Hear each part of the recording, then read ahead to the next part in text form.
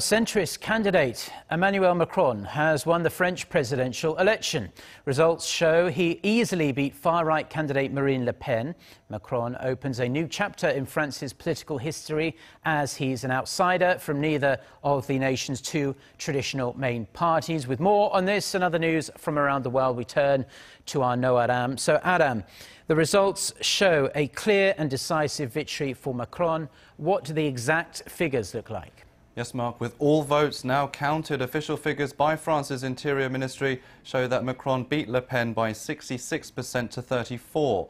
Macron, who has never held an elected office, was widely expected to win, but the gap is wider than the 20 or so percentage points that pre-election surveys had pointed to.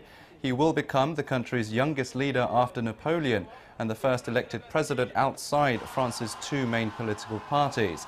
Here's what some Parisians had to say about his victory. I'm really happy with the result. It's a relief to see that it wasn't a marginal victory. 65% is an honorable score, so it's encouraging for what is to follow. I'm super happy because it's really a victory for Europe. It's Europe's victory. It's great.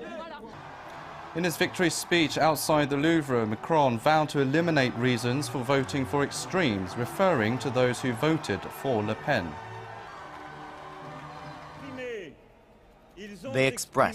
Today they expressed some anger, some dismay, and sometimes some beliefs.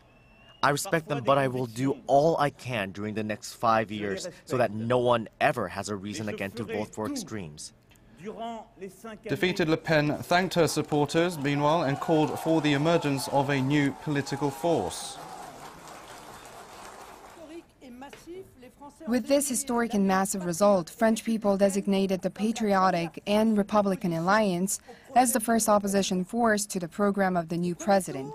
I call on all patriots to join us to take part in the decisive political fight that is starting tonight. Despite his victory, there is one thorn in Macron's side. His En Marche grouping has no seats in Parliament, something which Macron says is vital for much-needed changes to France. Our task is huge, and it will require us to build, from tomorrow onwards, a real majority, a strong majority. This majority to carry out change is what the country is hoping for and what the country deserves. This majority to carry out change is what I expect from you in 6 weeks' time, because I will need you again and again.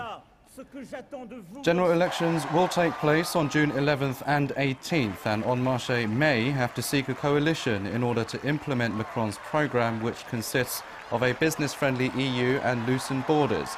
Some political parties had backed Macron's campaign, but it was mostly due to their wish to defeat Le Pen's anti-EU and anti-immigration policies.